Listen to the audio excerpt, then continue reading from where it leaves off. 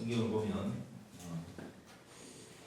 특히 복음서에 예수님께서 안타까워하시는 장면들이 많이 나오고 예수님께서 이렇게 까칠하게 말씀하시는 장면들이 꽤나 많이 나옵니다. 수전절일이 이제를 보냈고 사마리아로 가서 이틀 동안 말씀을 전파하시고 예수님께서 이제 거기 떠나서 갈릴리 자기가 살던 동네로 들어오시기 전에 이미 말씀하신 이 이야기가 선지자라고 본인을 호칭하시면서 고향에서는 높임을 받지 못한다 라고 하셨습니다. 그런데 실질적으로 갈릴리에 가니까 갈릴리인들이 어떻게 했습니까? 그를 영접했다라고 했습니다. 근데 뒤에 이유가 뭐죠? 이렇게 하는 이유는 갈릴리 사람들도 명절에 예루살렘에 갔다가 예루살렘에서 하신 모든 일, 성전 청결 사건, 또 요한복음 2장 25절에 보면은 한번 앞에 보세요. 2장 23절부터 보면은 6월절에 예수께서 예루살렘에 계시니 많은 사람이 그의 행하신 표적을 보고 그의 이름을 믿었으나 라고 했습니다. 많은 사람이 그의 행하신 표적을 보았다. 그리고 24절에 보면은 그의 몸을 그들에게 의탁하지도 않으셨다. 왜? 이는 친히 모든 사람을 아시며 또 사람에 대하여 누구의 증언도 받으실 필요가 없으니 이는 그가 친히 사람의 속에 무엇이 있는가를 아셨음이니라 이렇게 말씀하고 있습니다. 그러니까 뭐 때문에 이렇게 자기를 영접할 갈릴리 사람들이 영접하는지를 명확하게 아시고 계셨다는 거예요. 자, 여기에는 오늘 이 요한복음에는 우리가 본 대로 보면 벌써 세 지방의 사람들이 등장합니다. 첫째는 예루살렘이에요. 두 번째는 사마리아요. 마지막으로는 이제 갈릴리입니다. 이 4장까지 말씀에서. 그런데 예루살렘 사람들은 왜 예수님께 책망을 받았습니까? 6월절이요. 정말 모든 사람들이 하나님을 예배하기 위해서 성전으로 모이는 중요한 절기였고 그랬는데 왜 예수님께서는 그들이 믿는 것을 그의 표적을 보고 믿는 것을 보시고 그들에게 의탁하셨다는 것은 그들과 함께 뭔가를 도모하려고 하지 않으셨을까요? 그 사람들의 속에 오늘 성경에 보니까 무엇이 있는지를 아셨기 때문이다라고 했습니다. 즉, 이 사람들이 원하는 것은 표적이었고, 또 이 사람들이 원하는 것은 어떤 정치적인 독립이었고, 그들의 암울한 이 식민지적인 현실에서 그들을 구원할 어떤 힘있는 메시아라는 사실을 예수님은 알고 계셨기 때문입니다. 그런데 그들의 지식이 잘못되었다는 것을 알고 계셨기 때문이죠. 그리고 그들이 그 그릇된 지식을 의도를 바꿀 마음조차 없었다라는 것을 예수님은 아셨던 것입니다. 이게 바로 예루살렘에서 표적을 행하셨지만 이 예루살렘 사람들이 믿었는데도 불구하고 이 예루살렘 사람들에 대해서 불쾌한 감정을 숨기지 않은 이유입니다. 그리고 이제 또 갈릴리로 와서 미리 예수님께서 말씀하신 내용과는 조금 상반되는 결과물이 나오지 않습니까? 선지자가 고향에서는 대접을 받지 못한다라고 먼저 말씀하셨는데 갈릴리 사람들은 영접을 했고 그들이 영접을 했던 이유는 뭐입니까? 바로 그 예루살렘에서 행한 표적을 보았고 또 가나 혼인 잔치에서 그 마을에서 첫 번째 표적을 행하심에 대한 소문을 들었기 때문입니다. 그래서 어떤 약간의 절반의 마음을 가지고 예수님을 영접합니다. 근데 예수님은 이들이 나중에 돌변해서 예수님을 그 절벽 아래로 밀어드리려고 할 때에 그죠? 6월절 규례에 걸려서 주일 규례에 안식 규례에 걸려가지고 예를 들어서 여기에서 여기까지 이렇게 나왔을 때 예수님이 이 절벽 끝에 섰다면 그 걸음을 지키는 율법이 있어요. 그래서 여기까지 가면 그 걸음에 이미 다 하는 겁니다. 그래서 예를 들면 이제 밀지는 못하고 죽이지는 못하고 하는 걸 보고 유유히 가셨다라는 기록이 있습니다. 왜? 표적을 행하고 이적을 행하셨지만 도무지 그들이 예수님의 그 주 되심을 믿지는 않았기 때문입니다. 그래서 예수님은 이들에 대해서 책망하고 안타까워 하시는 것입니다. 자, 이 두 부분에서 우리가 볼 수 있듯이 우리는 기독교를 왜 우리의 그 종교로 받아들이고 예수님을 믿는 것일까? 여러분 스스로에게 한번 질문해 보시기 바랍니다. 요즘 사람들은 이 SNS를 통해서 자기의 상태를 많이 이렇게 표현하려고 하는 그런 성향이 있습니다. 그게 뭐 과시든 무엇이든 프로파일러들이 분석해 보면 이제 그 사람의 그 근본적인 마음을 알 수 있다고 하고 이 사람에게는 무엇이 중요하다고 생각할 수도 있고 이 사람에게는 어떤 가리려고 하는 욕심이 있다고 볼 수 있고 하여튼 저도 이렇게 여러분들 우리 교회 사람들의 가끔 프사를 이렇게 바뀌면 그죠 보기도 하고 하지만은 또 어떤 문제가 생기면 또 상태 표시를 하는 사람이 있고 완전히 아예 노출되기 싫어서 그냥 저같이 그냥 어떤 사업적인 부분이나 이런 것만 드러내놓고 전혀 표시 안 하는 사람도 있고 다양하게 나타납니다. 그런데 본질적으로 우리가 예수를 믿는 이유를 예수님을 믿는 이유를 한번 여러분 스스로에게 질문해 봤으면 좋겠습니다. 여러분은 예수님을 믿어서 어떻게 되고 싶으세요? 그게 예수님이 보실 때 이 예루살렘 사람들이나 갈릴리 사람처럼 어떤 예수님 보실 때 안타까운 의도를 가지고 있다면 그건 정말 예수님에게 해가 되는 것은 아닐 거예요. 분명히 여러분 자신의 인생을 갉아먹고 그릇된 길로 갈 수밖에 없을 것입니다. 왜냐하면 우리는 우리 자신만을 위하는 아주 그 기본적으로 이기적이고 개인적인 성향을 이미 원죄 속에서 타고 태어났고 그리고 내 욕망에 따라서 움직이는 그런 존재이기 때문입니다.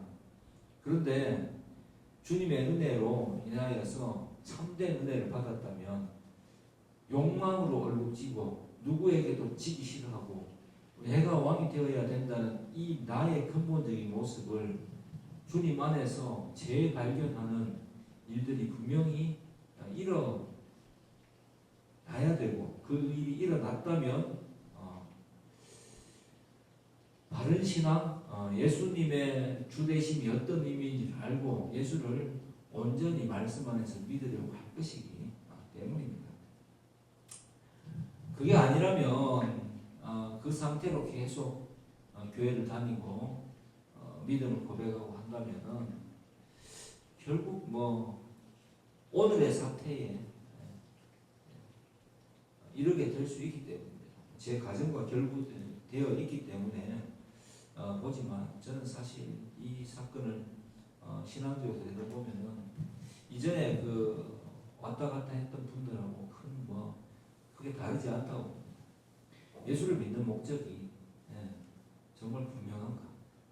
그리고 저는 또 이 말씀 속에서 큰 위로를 받았던 것이 예수님이 그들의 그 불순한 의도를 아셨기 때문에 예수님께서 그의 몸을 그들에게 의탁하지 아니하셨다라고 이렇게 성경이 밝히고 있는 것입니다. 요한이 이렇게 이제 사도 요한이 밝히고 있는 것에 대해서 그렇구나. 주님의 제자로서 또 교사고 목사된 나는 예수님의 뒤를 따라서 예수님의 그 모습을 닮아서 살아야 되는 것이니만큼 어떤 그 사람이 나를 높이고 내가 하는 것에 대해서 대단하다고 이야기하고 이런 거에 대해서 너무 휘둘리고 예전하면 안 되겠구나. 항상 늘 그런 생각으로 살지만은 그것이 이제 보통 좌절되었을 때 사람들은 보통 이제 이 목회자들과 등을 지더라고요. 처음에 자기의 의도대로 뭔가 이루어지고 자기가 생각하는 그 길에서 예수님이 필요하고 그런 일들이 내 삶 속에 일어났을 때는 크게 기뻐합니다. 그리고 그때는 말씀을 가르치는 것에 대해서 왜냐하면 근본적으로 내가 뭐 가진 게 없고 점점 좋아지고 있기 때문에 감사와 찬양이 따르고 그것을 이렇게 말씀으로 또 이렇게 가르쳐주는 목회자들과 친해지고 목사와 친해질 수밖에 없지. 일정 기간이 지나서 내 것이라는 것이 생기기 시작한 어떤 지점에서 예를 들어 헌금이라는 문제가 있겠고 또 아니면은 주일 성수도 있겠고 아니면은 뭐 성경 교육이라든가 이런 것들이 있을 수 있겠죠. 그러한 부분에 대해서 귀찮다고 해야 되겠죠. 그리고 거리끼는 것이 생긴다고 해야 되겠죠. 듣기 싫은 부분이 생긴다는 이야기입니다. 그렇게 되었고 이렇게 하는 것이 내 현실에서 이득을 취하지 못한다는 느낌이 있다 오기 시작하면은 되게 열심히 이렇게 할 것 같은 했던 사람들도 신속하게 이탈하는 경우를 볼 수가 있습니다. 성경에서 많이 보이잖아요. 예수님께서 길을 가다 10둥둥이를 나병 환자 10명을 고쳐주셨는데 그 중에 9명은 지 병 낫고 다 갔어요. 한 사람만이 돌아와서 주님께 감사를 표현했습니다. 네. 그러니까 10명 중에 1명이니까 10%잖아요. 10%만이 그 중에서 진정한 감사, 예수의 주 되심에 대한 기본적인 마음이 있고 나머지 90%는 자기 문제가 급할 때는 그리스도를 찾지만은 자기 문제가 해결이 되었을 때는 뒤도 안 돌아보고 떠난다는 것을 예수님께서는 아셨다는 것입니다. 사람들의 마음속에 무엇이 있는가를 정확하게 아셨기 때문에 자기를 위하는 마음밖에 없다는 것을 아셨죠. 예루살렘에서 말입니다.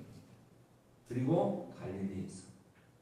근데 우리가 신앙생활 해보면은 이 지상교회는 사실 80%의 비율로 대부분 이런 분들입니다. 그래서 현대 교회에서 우리가 교회됨을 유지하고 이 말씀으로 연결되어 있지 않는다면은 뒤에 이제 왕의 신하의 아들이 낳은 사건을 보면 그러는데 말씀으로 연결이 되지 않는다면 모든 것은 그냥 요식행위로 종교적 활동으로 끝나고 말 것 같습니다. 성장하지 못하는 성숙해지지 못하는 어른 아이와 같은 그냥 그 정도의 상태에서 예수님을 바라보고 급하면 와서 무릎 꿇고 이제 매달리고 그 문제가 해결되면은 내 문제에 집중하는 삶을 살게 되고 이게 계속 반복될 것 같아요. 그런데 또 한 부류인 이 사마리아 사람들 한번 보십시오. 예수님은 사마리아에서는 병을 고쳐주신 적도 없고 오병이어를 그죠? 떡과 물고기를 주신 적도 없고 뭔가 표적과 이사를 일으키지 않았습니다. 예를 들어서 이제 물이 변해서 포도주가 그죠? 이틀 동안 유하시면서 포도주를 변화시켜서 그죠? 돌멩이를 고기도 변화시켜서 같이 먹고 마신 적도 없어요. 다만 그곳에서 하신 일은 한 여인의 그 암울했던 과거를 온전하게 밝혀주셨고 예배가 무엇인가를 알려줬을 때 그 여인이 예수님의 말씀에 반응했던 것밖에 없습니다. 그리고 이 여인이 그 동네로 들어가서 그 마을 사람들이 이야기했고 이 사람들은 예수님이 메시아라는 것을 믿고 기뻐하며 그들의 마을로 초청해서 이틀 동안 유하시게 하면서 말씀을 들으려고 했습니다. 그리고 변화를 체험하고 그가 참으로 그리스도가 아니냐라고 고백을 하는 데까지 나아가게 되는 것을 볼 때에 어떤 예수님이 왜 짜증을 내시고 왜 이렇게 안타까워하시고 참 답답해하시고 불쾌하셨는지를 충분히 알 수 있을 것 같습니다. 신앙생활 초점이 딱 잡히지 않습니까? 우리가 어떤 길을 향해서 신앙의 길을 향해서 온전히 달려갈 때에는 많은 어려움이 따릅니다. 내 인생을 이렇게 그냥 내 인생이 아니다라고 인정하고 시작해야 되고요. 바울 사도의 삶을 보면 그렇지만은 핍박과 고난이 계속 기다립니다. 많은 오해가 기다립니다. 바울이 제일 많이 받았던 오해는 말쟁이라는 이 말쟁이가 와서 우리의 삶을 흐트러뜨린다고 요상한 도를 증거하려고 한다고 하고 이것 때문에 내 생업에 타격을 받는다고 이야기하고 그 가치관이 변화되지 않는 그러한 사람들과 수없이 싸우면 아니죠. 수없이 부딪혀야 됐었고 그럼에도 불구하고 그들에 대해서 폭력적인 말을 하지는 않았죠. 하지만 그 고난을 많이 당했고 쫓겨 남도 많이 당했고 현실이 참 그다지 희망적으로 보이지 않았던 삶을 살았던 그 사도 바울의 삶을 보면 그것을 충분히 알 수가 있습니다. 그럼에도 불구하고 나의 달려갈 길을 다 가고 이 모든 일을 마친 후에 주께서 나를 기다리시면 그 믿음으로 끝까지 그 믿음의 경주를 포기하지 않은 그 바울 사도의 마음속에는 도대체 무엇이 있었을까요? 예수님이 가장 귀하게 생각하는 온전한 믿음이 있었습니다. 온전하다라는 것은 완전함을 뜻하는 건 아니에요.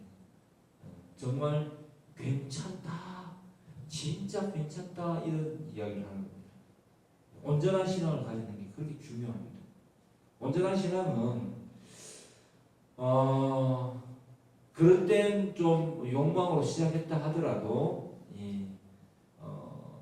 주님의 말씀 안으로 들어오게 되는 그러한 결과를 불러일으키게 됩니다. 그게 바로 오늘 쭉 잘 이야기하고 갑자기 뜬금없이 이 사도 요한의 의도가 저는 그렇게 보이거든요. 뜬금없이 두 번째 표적을 이야기하는데 헤롯 왕의 신하의 아들이 병이 들어서 죽을 지경이 됐다라는 이 사건을 보면서 이 사건을 기록함으로써 그것을 온전히 알려주고 있습니다.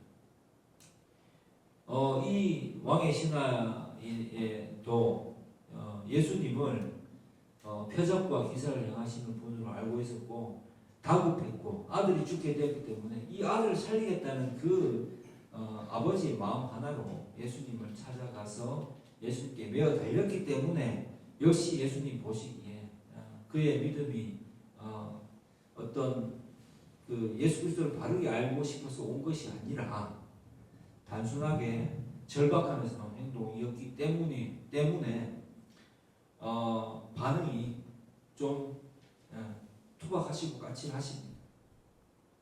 그렇죠? 예수께서 이르시되 내 아들이 병을 고쳐 주십시오. 그가 정말 지금 죽으려고 합니다 하니까 예수님 뭐라 하십니까? 너희는 정말 표적과 기사가 아니고서 나에게 대한 관심이 없구나. 왜? 갈릴리에서는 예수님의 어린 시절을 압니다. 그 어린 시절에 대한 선입견이 이들의 신앙을 가로막고 있다는 것을 명확하게 알고 있었고요. 왕의 신앙도 그렇지 않겠습니까? 이 지역에 살고 있었고 이제 예수님을 만난 지역에서부터 자기 집까지는 한 30km 정도의 거리입니다. 경산 정도 되겠죠. 그래서 그 30km를 마다 않고 전날부터 와서 기다렸다는 얘기입니다. 예수님을 만나고 싶은 이외에도 아들의 병을 낫게 해주기 위해서. 예수님이 메시아시다라는 관점에서 나온 게 아니라 내 아들의 병만 낫는다면 좋겠다라는 마음으로 왔다는 것을 예수님은 정확하게 알고 계셨던 것입니다. 절박함에서 나온 신앙 나쁘지는 않습니다. 하지만 이것이 어떤 결과로 연결되어야 하는지에 대해서 이 왕의 신하의 아들의 지위는 분명히 밝혀주고 있습니다. 그래서 예수님께서 너희는 도무지 표적과 기사가 아니면은 내한테 대한 관심은 없구나. 그리스도에 대한 참된 관심이 없구나 라고 말씀하시면서 오히려 책망하십니다. 그리고 뭐라고 하십니까? 그래 그 마음속에서 불쌍하게 여기시면서 가라 네 아들이 살았다 이렇게 말씀하시는데 그 다음 날이 돼서야 어떻게 된다고요? 내려가는 길에서 믿고 이제 그 사람이 예수께서 하시는 말씀을 믿고 갔고 내려가는 길에서 그 종들이 오다가 만나서 아이가 살아있다 하거늘 그 낳기 시작한 때를 물은즉 뭐라고 했습니까? 어제 7시 뭐 오후쯤이나 요즘 보시면은 어제 7시에 열기가 떨어졌다. 그게 언제였냐면은 하루 만에 온 거죠, 그죠? 어제 예수님을 만나고 예수님이 가라, 네 아들이 살았다라고 하는 그 말씀을 하셨다라는 것을 이제 알게 되었다는 것입니다. 예수님의 권세와 능력이 생명을 살리시는 능력이 있음을 알게 되었다는 것입니다. 그리고 그는 어떻게 반응합니까? 그의 아버지가 예수께서 네 아들이 살아있다 말씀하신 그때인 줄 알고 자기와 그 온 집안이 다 어떻게 했다고요? 믿으니라. 뭘 믿은 거예요 도대체? 기뻐하였다가 아니라 다 믿으니라. 다른 선택이 희한하지 않아요. 네. 어떤 걸 믿었다는 이야기입니까? 요한복음 주제죠, 그죠? 말씀이신, 말씀이 육신으로 오신 예수 그리스도, 참 하나님이시요 온 세상의 구주이신 예수 그리스도, 예수님의 그리스도 되심, 왕 되심, 주권자 되심을 믿었다는 이야기입니다. 그걸 그러면서 바로 붙이는 겁니까? 예수께서 유대에서 갈릴리로 오신 후에 행하신 두 번째 표적입니다. 이렇게 말씀을 하고 있습니다. 우리의 신앙은 불순한 의도로 시작할 수 있습니다. 우리 신앙에 추억들이 많지 않습니까? 과거에 내가 이렇게 하다가 이렇게 됐는데 예수 믿어갖고 나는 사업에 성공해가지고 지금 잘 나간다 이렇게 끝나는 것은 예수 기뻐하신 일은 아니겠지. 예. 내가 참 어떤 의도를 가지고 했던지 간에 예수님께서 그 답답한 가운데에서도 불쌍히 나를 만나주셨고 내가 어떤 존재인지 깨닫게 되었고 그 이후로는 내 인생의 목표가 나를 잘되게 하는 것이 아닌 예수님을 이용해서 나를 잘되게 하려고 하는 것이 아닌 내가 예수님의 자녀로서 자녀가 되어 온전히 되는 것이 내 인생의 목표임을 알게 되었다로 우리의 신앙이 귀결되어야 됩니다. 그것을 주님은 기뻐하십니다. 신앙으로 살아내는 것. 네. 여행을 갈 때에 어제 우리 88세의 그 스타렉스를 개조해서 타고 다니는 이제 유튜브에서 보면 옛날에 KBS에서 다큐멘터리 나왔었어요. 88세 할아버지의 길이의 인생과 집도 있으신데 그 할아버지가 70세부터 88세까지 약 18년간을 길에서 거의 이제 차박하면서 15년을 보내셨다더라고요. 그래서 그분이 하시는 말씀이 그거에 참 인상 깊게 와닿던데 여행은 목적지를 정해놓지 않고 전국을 일주하니까 여행은 목적지에 도착하는 것이 기쁨이 아니라 그 과정이 바로 즐거움이다 이런 이야기인데 참 인생과 같다는 생각을 했습니다. 우리는 인상이 팍 꽂아있고 항상 이렇게 답답한 얼굴로 살아가는 현재가 행복하지 않은 사람을 보면요 어떤 마음을 품고 있느냐면은 과거에 대한 후회와 미련, 그죠? 과거는 후회하죠. 그리고 미래는 뭐랍니까? 걱정합니다. 미래를 생각하는 사람들에게. 네. 이게 하여튼 기독교인이 한 이야기가 아닙니다. 그리고 현재에 만족하지 현재를 생각하며 산다면 행복하다라고 했습니다. 자, 저는 사실 감사해요. 이 모든 일련의 사건에도 불구하고 정말 감사했어요. 이 일이 예를 들어서 새로운 생명이 라도 하나 이제 잉태했다면 큰일 날 뻔했다. 부터 시작해서 뭐 내 인생에 많은 일들이 생기겠지만 그렇다고 해서 그거를 뭐 뒤집을 수도 없는 거고 또 미래를 걱정한다고 해서 그죠? 현재를 담보하면서 미래를 계속 걱정하는 삶을 살면 현재에 뭐가 남습니까? 미래를 생각하면 생각할수록 현재에는 걱정밖에 없잖아요. 얼굴이 밝아질 수가 없는 거예요. 항상 찡그리는 삶, 항상 뭔가 좀 뭔가 이렇게 깨름직하고 불안한 마음. 그건 기독교인이 가져야 될 마음은 아닌 거죠. 가진 것이 있고 없고는 현재는 크게 중요하지 않은 것 같아요. 현재를 행복하게 살아간다는 것은 내가 현재 신앙적으로 바른 생각을 하고 오늘을 대하고 있느냐. 신앙적으로 생각한다는 건 무엇입니까? 옆 사람을 한번 쳐다보세요. 뭐 가족의 사람들은 또 혹은 뭐 친구의 사람들 옆 사람을 한번 쳐다보세요. 이 사람들이 옆에 있고 현재 나를 지지해주는 사람입니다. 내가 좋아하는 한 교회에 사람입니다. 그리고 내가 만약에 돈을 벌어야 된다면 많은 큰 돈을 벌고 싶다면 그 돈을 벌어서 뭐 할 건지에 대한 명확한 생각을 가지고 그것을 기획해야 되고 그것이 현재 바로 오지는 않을 거 아닙니까? 오지 않는다고 해서 내가 정말 목표해서 그것을 이루어서 함께 기쁨을 누려야 될 이 사람들을 그죠? 불편함에 처하게 만드는 그런 생활을 한다면 그 사람이 아무리 주님께서 나를 그렇게 해주실 줄 믿습니다라는 신앙을 가지고 있는다 하더라도 이거는 그런 말하고 똑같아요. 내가 돈 많이 벌어서 교회에 정말 열심히 하려고 하는데 지금은 마음의 여유가 없습니다. 이 말과 똑같은 것입니다. 지금은 내 마음의 여유가 없습니다. 지금은 내 코가 석자입니다. 내 코가 할 때 내 코, 이제 국어의 상식인데 재미스러운 이야기입니다. 그 코는 이 코를 이야기하는 것이 아니고 콧물을 이야기하는 거예요. 콧물이 석자는 90cm쯤 되겠죠. 그 콧물을 닦기에도 바쁩니다. 라고 자기의 처한 현실 속에서 자기 자신을 암울하게 바라보고 이 현실, 미래에 대한 걱정 때문에 현실에 답답함이 생기잖아요. 그죠? 근데 현실에 대해서 감사하려고 하면은 내가 미래에 대한 소망을 가지고 있으면 돼요. 걱정이 아니라 소망을 가지고 있다면 이 소망을 향해서 하루를 충실하고 즐겁게 그죠? 살아내고 내 주변에 내 이웃과 내 주변 사람들과 화목하게 하루를 살아낼 수 있다면 사실 얼마나 감사한 일입니까? 내 주변에 나를 지지해주는 사람들이 없다면 내 인생이 얼마나 허망하겠어요. 무료하고 심심하고 그런 부자들을 제가 많이 봐왔습니다.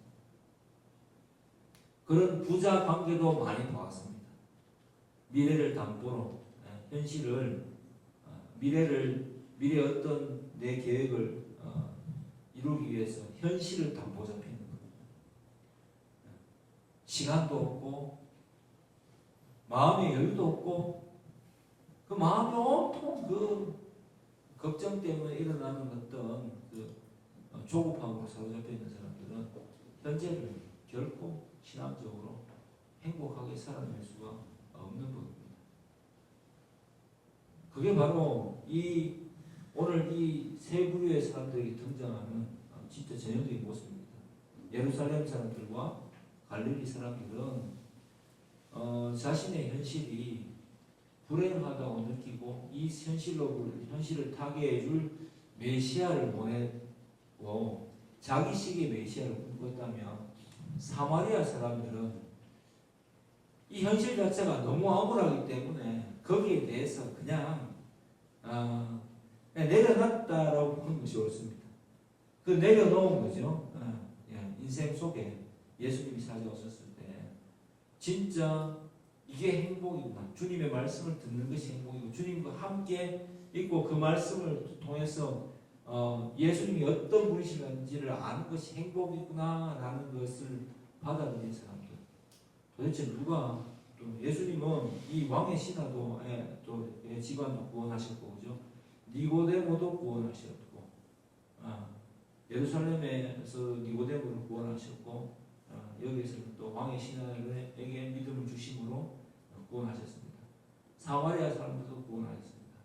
자, 어떤 구원이 어떤 반응이 가장 주님께서 기뻐하시는 원하시는 반응이었을까요?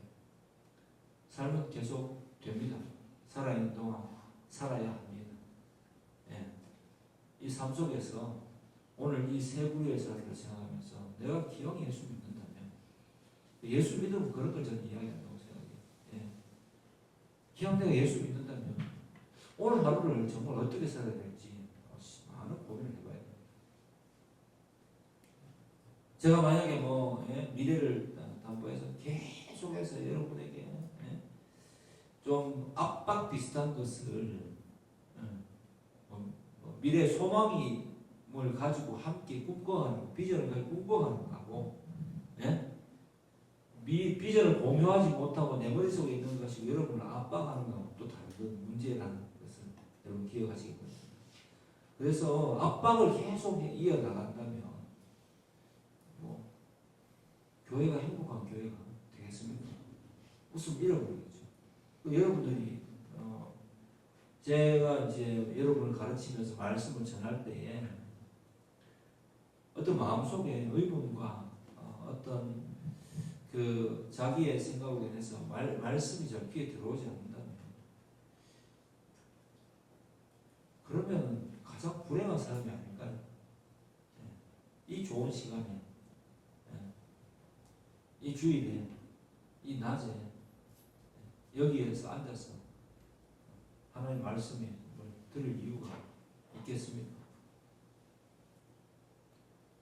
저는 우리 성도 여러분들이 신앙의 동기가 오늘 믿음의 동기라고 해서 설교 제목 붙였는데 신앙의 동기가 무엇인지 오늘 말씀 속에서 잘 점검하시기를 주의 이름으로 권면합니다. 그리고 순전한 마음으로 꼭 예수님을 믿으세요. 그리고 현실을 기쁘게 받아들이세요. 할 수 있으면 하십니다. 웬만하면 모든 사람과 화목하라라고 말씀하셨습니다. 그렇게 되지 않으면 어떤 게 이어지느냐면 갈라디아서 3장 3절에 보면 갈라디아 사람들을 바울이 책망하면서 이렇게 이야기합니다. 성령으로 시작했다가 육체로 마치려고 하느냐. 너희에게 믿음을 주신 예수 그리스도를 너희가 성령 안에서 받아들이고 그 너희의 행위에서 난 것이 아닌데 왜 자꾸 너희는 너희 자신을 생각하면서 어리석음으로 흘러가고 있는가? 육체로 너희의 욕망을 쫓아서 예수까지도 믿으려고 하는가? 라고 강하게 책망하는 이 말씀을 볼 수가 있습니다. 그렇게 대하지 않는다. 현실을 신앙적으로 온전하게 주님을 바라보지 현실에서 바라보지 못한다. 현실에 주님을 바라본다는 것은 현실 가운데에서 주님이 나와 함께 하신다는 것을 의미하겠죠. 어떤 상황에서도 이 상황이 바로 주님께서 주시는 내게 주려고 하는 메시지가 있을 것이라고 받아들이고 결국은 주님이 나를 인도하실 거라는 믿음 속에서 살아가는 거죠. 그러면 그런 사람이 현실을 답답하게 살아가겠어요? 부정적으로 살아가겠습니까? 긍정적으로 받아들이고 또 새로운 생각을 하게 되고 일심부일심 날마다 자신을 기억하는 삶을 살아가지 않겠습니까? 그런 삶을 살아가는 저와 여러분들에게 주의 이름으로 축복합니다. 기도합시다. 하나님 아버지